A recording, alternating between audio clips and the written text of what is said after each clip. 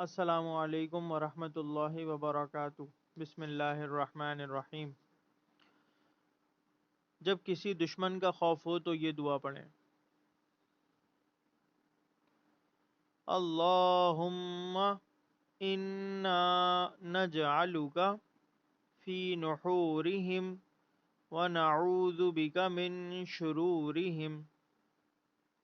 اللہم انا نجعلک فی نحورہم ونعوذ بک من شرورہم۔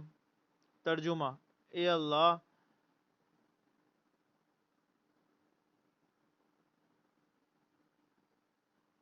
ہم تجھی کو ان کے مقابل کرتے ہیں اور ان کے شر سے تیری پناہ مانگتے ہیں۔ بے شک